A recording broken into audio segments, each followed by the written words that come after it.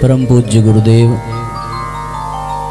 परम वंदनीय माता जी के सूक्ष्म सानिध्य में पंच दिवसीय श्रीमद् पावन प्रज्ञा पुराण कथा के द्वितीय सत्र में व्यासपीठ के समक्ष विराजमान शक्ति स्वरूपा माताओं बहनों, देवतुल्य भाइयों, आत्मीय बंधुओं, परमपिता परमेश्वर को हम सभी प्रणाम करते हुए आइए आज के सत्र का शुभारंभ करते हैं। कल हम सभी ने प्रज्ञा पुराण के कुछ महात्म्य पर चिंतन किया था। कुछ सूत्र प्राप्त हुए थे कि जीवन की नाव को भवसागर से पार ले जाने के लिए कुछ माध्यम अति आवश्यक हो जाते हैं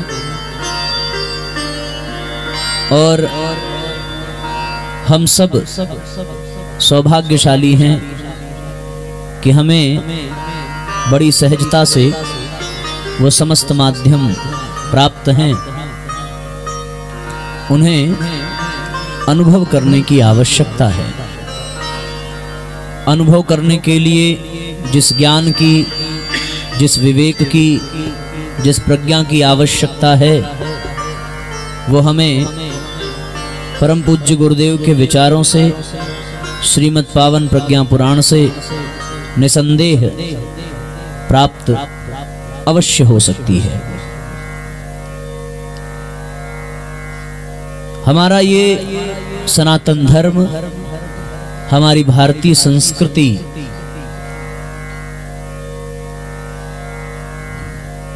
इसमें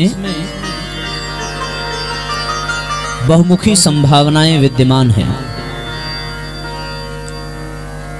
केवल एकाकी पक्ष को लेकर के ये संस्कृति अपने चरमोत्कर्ष पर नहीं पहुंची। हम उस संस्कृति के पक्षधर हैं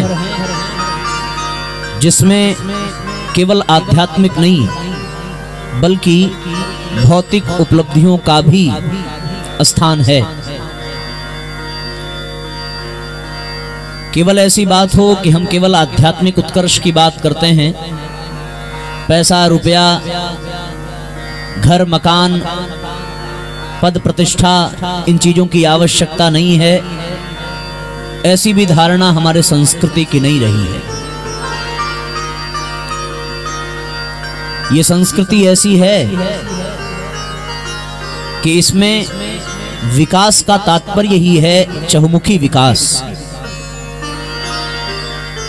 केवल अध्यात्म के क्षेत्र में आगे बढ़ जाएं और लौकिक दृष्टि से दीन दरिद्र बने रहें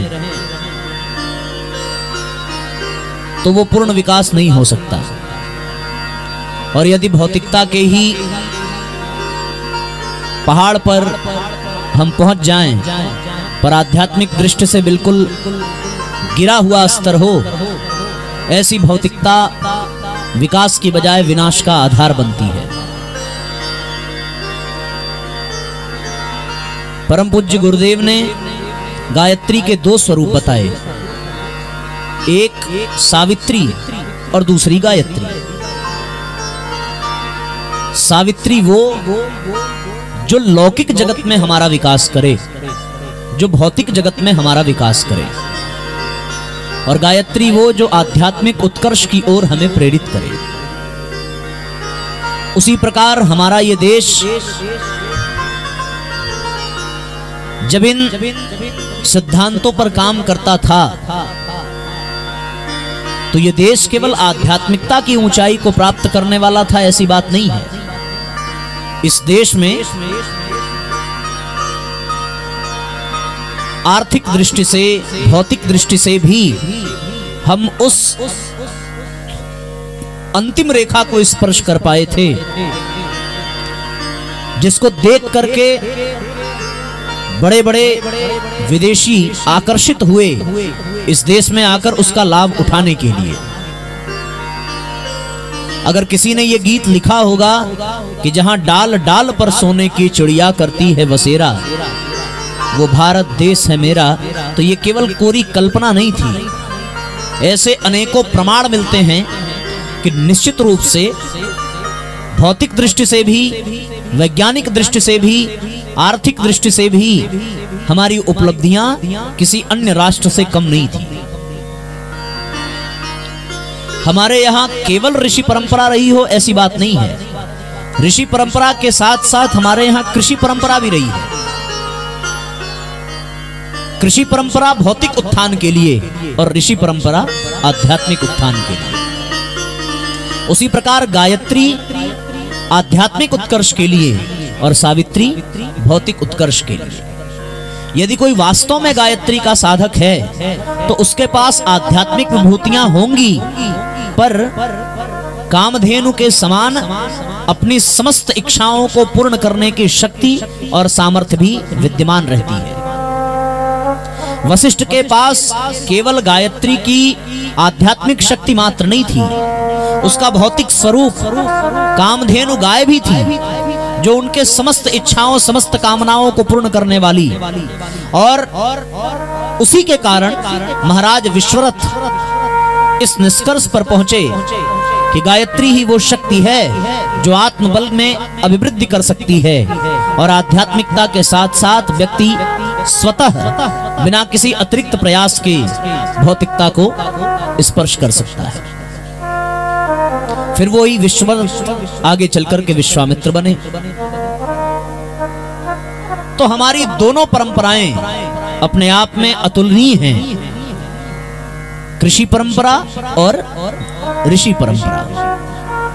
एक हमें भौतिक जगत में शासन करने के योग्य बनाती है और एक हमें आध्यात्मिक उत्कर्ष के परिणाम देती है।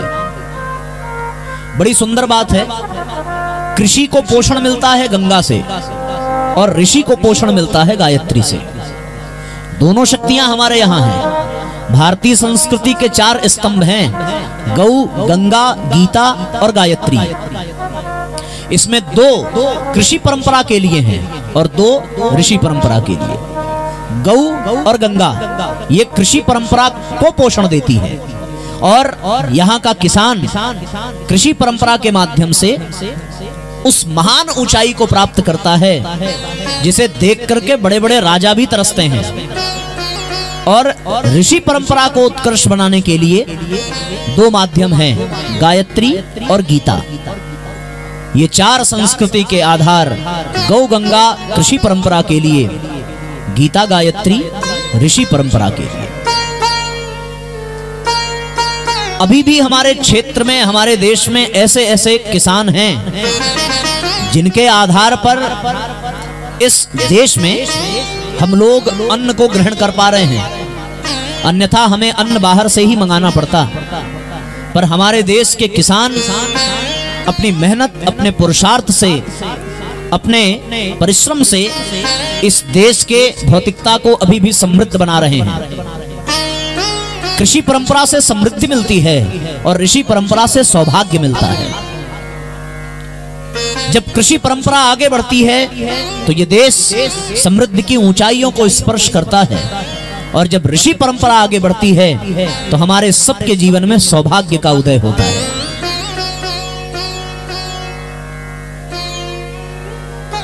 ये परंपरा आज से नहीं है, ये वैदिक काल से रही है। श्रीमद् भागवत में कथा आती है कि भगवान ने जब पृथु के रूप में अवतार लिया तो वहीं से कृषि परंपरा प्रारंभ हुई और इस परंपरा को माध्यम बना करके इस पृथ्वी पर समस्त श्रेष्ठ वस्तुओं का, पदार्थों का दोहन किया और उसके माध्यम से ये देश समृद्धशाली बनता चला गया।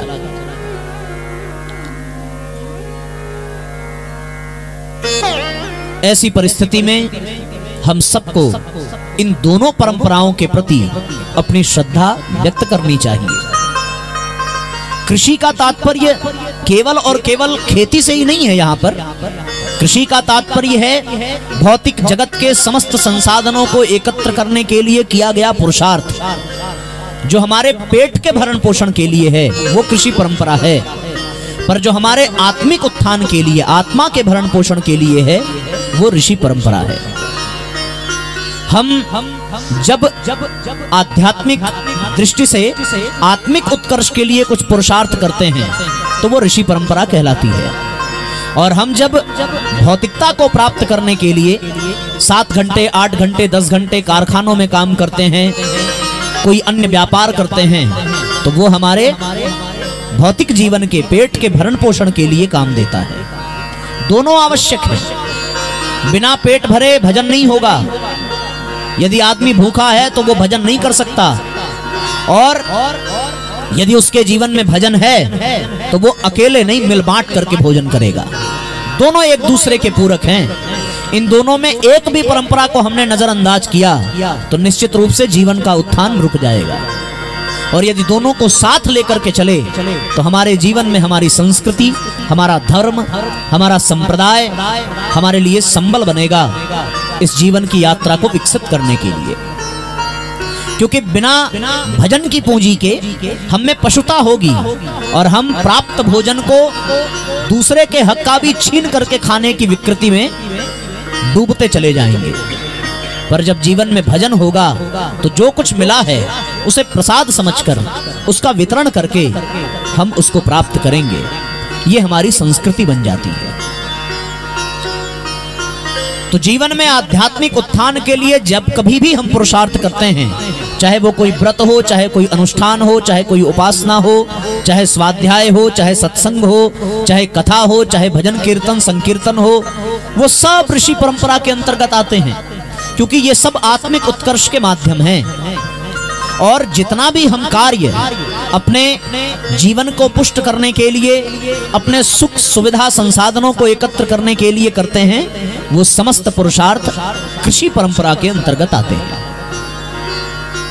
कितनी मजे की बात यह है, ऋषि परंपरा को चलाने वाले भी धोती पहनते हैं और कृषि परंपरा को चलाने वाले भी धोती पहनते हैं। दोनों के जीवन में वेशभूषा की दृष्टि से देखने पर यही लगता है कि वो भी एक साधारण, सीधा, सरल, जिसके जीवन में भले पढ़ाई लिखाई शिक्षा दीक्षा कम हो, पर देखने में बड़ा भोला भाला, बड़ा प्यारा इंसान लगता है। और वैसे ही सहज सरल हमारी ऋषि सत्ताएं भी लगती हैं, जो बिल्कुल साधारण सा वस्त्र धारण किए हुए। इन परंपराओं के जन्मदाता, इन परंपराओं को संचालित करने वाले, इन परंपराओं को पोषण करने वाले वास्तव में एकदम साधारण होते हैं। स्वरूप की दृष्टि से, आकृति की दृष्टि से दोनों में कोई विशेष अंतर नहीं होता। वो भी धोती पहनने वाले, ये भी धोती पहनने वाले। इनकी भी दाढ़ी मूंछ बड़ी रहती है और उनकी भी दाढ़ी मूंछ बड़ी रहती है। उनके सिर पर जटाएं होती हैं और उनके सिर पर पगड़ी होती है।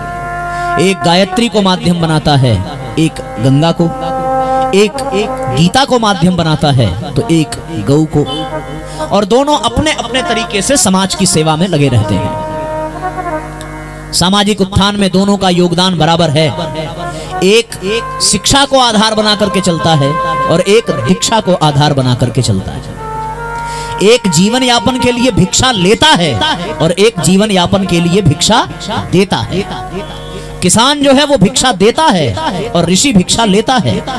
किसान भिक्षा देता है शिक्षा को प्राप्त करने के लिए और ऋषि भिक्षा लेता है दीक्षा को प्रदान करने के लिए। कितना सुंदर संयोग है।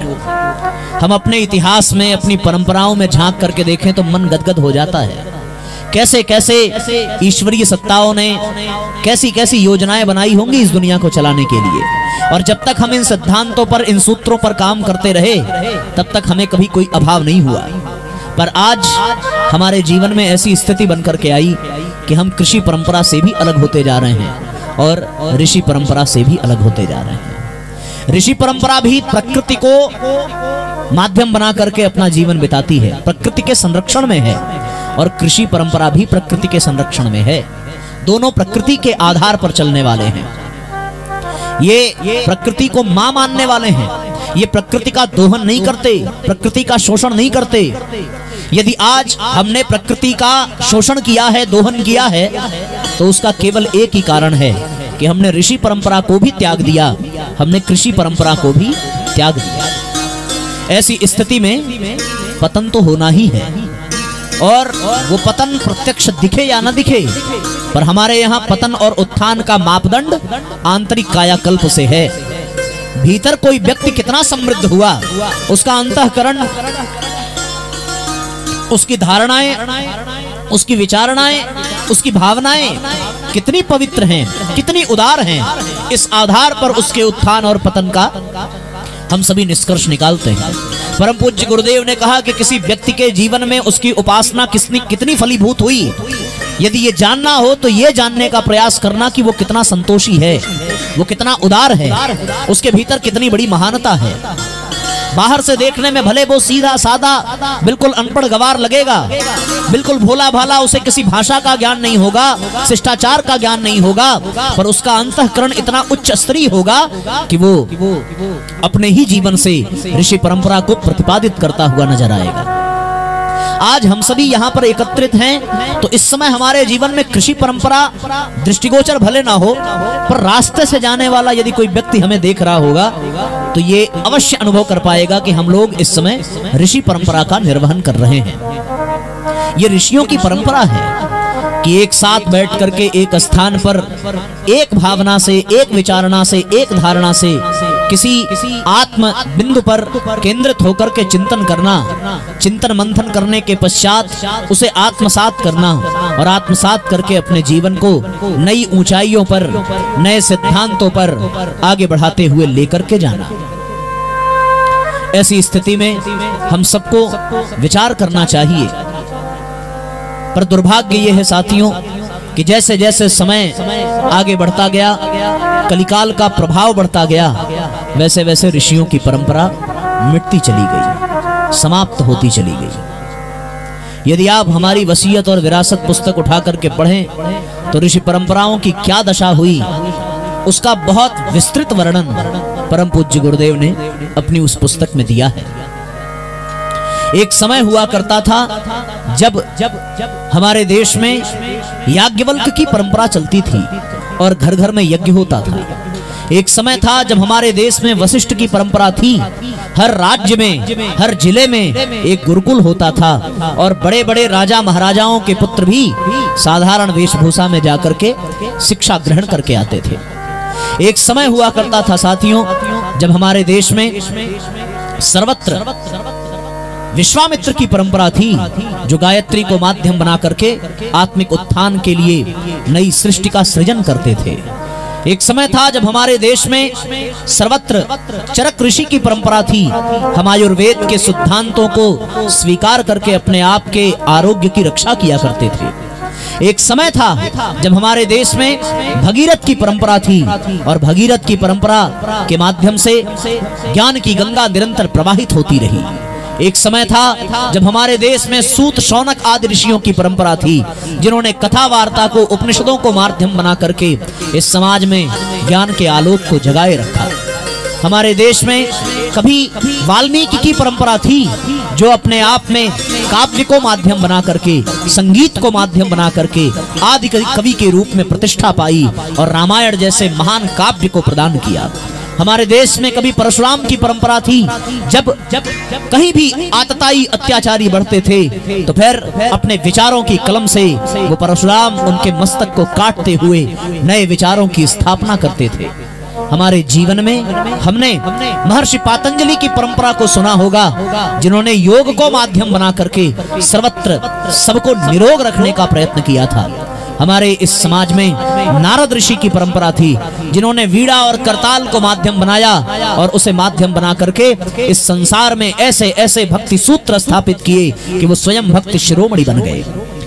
इस तरीके से साथियों अनेक परंपराएं जब तक हमारे समाज में थी, तब तक हमारा समाज निरंतर आध्यात्मिक ऊंचाइयों को छूता रहा और सबके दिलों में सुख, संतोष, आनंद, प्रेम की बौछार होती रही। पर जब ये सब परंपराएं समाप्त हो गई, जब ये समस्त लीलाएं समाप्त हो गई, सारे ऋषि एक कंदराओं में सिमट करके रह गए, उनके द्वारा संचालित समस्त योजनाएं धरती से पलायन कर चुकी, उनका कोई वंशज शेष न रहा, तो अब हमारी ये स्थिति है कि हमारे जीवन में न सुख है, न संतोष है, न आनंद है, न प्रेम है। केवल और केवल स्वार्थ से भरा हुआ जीवन, केवल और केवल ईर्ष्या और द्वेष की डहरी पर खड़ा हुआ हमारा ये जीवन, केवल और केवल काम और क्रोध के दलदल में फंसता जा रहा ये जीवन आज हम सबको सामूहिक आत्महत्या की ओर प्रेरित कर रहा है। हमें यह लगता है कि हम अपने जीवन को समाप्त कर लें तो शायद इन समस्याओं से छुटकारा मिल जाए, पर विश्वास रखना दोबारा फिर जीवन मिलेगा, फिर इसी दलदल में आना पड़ेगा। अब की बार संभल गए तो संभल गए, अन्यथा जीवन व्यर्थ चला जाता है। आज सर्वत्र मनुष्यता कराह रही है, आज सर्वत्र केवल और केवल संकट के बादल छाए दिखाई पड़ते हैं। एक तरफ प्रदूषण जैसा राक्षस मुहबाए खड़ा है, दूसरी ओर ऐसी ऐसी महामारियां निकल करके आ रही हैं जो मनुष्य के बीज को ही मिटा देना चाहती हैं। चारों ओर केवल और केवल अशांति है, केवल और केवल अभाव है, केवल और केवल असंतोष है, केवल और केवल दर्द है, केवल और केवल दुख है। इसके अतिरिक्त इस संसार में अब कुछ भी दिखाई नहीं पड़ता। न त्योहारों की खुशियां देखने में नजर आती हैं, न पर्वों का उल्लास देखने को मिलता है, न गर्मी की छुट्टियों का वो रस मिलता है जो हम सब ने अपने बचपन में पाया, न माँ बाप की प्यार भरी वो गोद मिलती है जिसमें किस्से कहानियों को सुना करके हम उनके स्नेह को अपने जीवन में उतारते चले जाते थे। अब न माँ के आंचल की वो छाया मिलती है जिसमें छुप करके हम स्तनपान कर सकें और उनके प्रेम को अपने हृदय में धारण कर सकें। अब सर्वत्र केवल और केवल दिखावा है, अब सर्वत्र केवल और केवल छलावा है। अब कोई रिश्ते रिश्ते नहीं हैं, अब हर रिश्तों में एक समझौता है, हर रिश्तों में सामंजस्य बनाने का प्रयत्न अवश्य है, पर वो रिश्ते बिखरते जा रहे हैं। अब केवल नाम मात्र का संबंध रह गया। हर व्यक्ति के मन में एक भय है कि कब ये रिश्ते टूट जाएं, कब ये संबंध खराब हो जाए। आज की स्थिति बड़ी गंभीर है साथियों। हम यदि वर्तमान परिस्थितियों पर विचार करके देखें तो मन सशंकित है, मन भयभीत है, मन चिंतित है, मन में कोई आशा की किरण नजर नहीं आती। कहाँ जाएं, किसके पास जाकर के प्रार्थना करें, किससे निवेदन करें, कौन सा रास्ता अपनावें कि हम सबको इस दर्द भरी दास्तान से छुटकारा मिल सके। कैसे हम अपने कदम आगे बढ़ावें कि गिरने का कोई भय न हो। किस पर भरोसा करें जिसकी उंगली पकड़ करके हम दौड़ सकें, हम भाग सकें और फिर भी फिसलने का कोई संशय न मन में हो। ऐसा कोई रास्ता नजर नहीं आता। इस धरती पर विचरण करते हुए नारद जी जब इन सब दृश्यों को देखते हैं तो आकुल व्याकुल हो जाते हैं। ये वही चरित्र चित्रण है जिसका बखान मैंने अभी आपके समक्ष किया। इसमें से एक भी पंक्तियां गलत नहीं ठहराई जा सकती।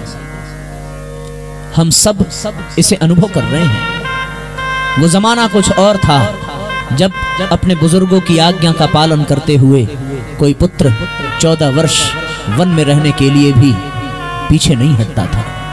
पर आज जमाना कुछ और है। आज हमारे समाज में वृद्धाश्रमों की आवश्यकता पड़ रही है। वो जमाना कुछ और था जब इस देश के पशु पक्षी भी महिलाओं की इज्जत बचाने के लिए अपने पंख कटा दिया करते थे। आज का जमाना कुछ और है। आज स्त्रियां अपने घर में ही सुरक्षित नहीं हैं।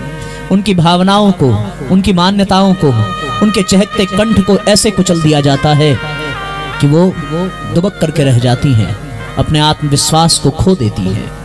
यदि वो अपने आत्मविश्वास को जगाना भी चाहें तो समाज की तमाम रूढ़ियां, तमाम परंपराएं उनको आगे बढ़ने से रोकती हैं और वो विवश होकर के दम तोड़ देती हैं। वो समय कुछ और था साथियों, जब इस देश के युवा 10-10 साल के लिए भी अपने आप को उस छोटी सी उम्र में ही इस राष्ट्र के लिए आहुति दे दिया करते थे।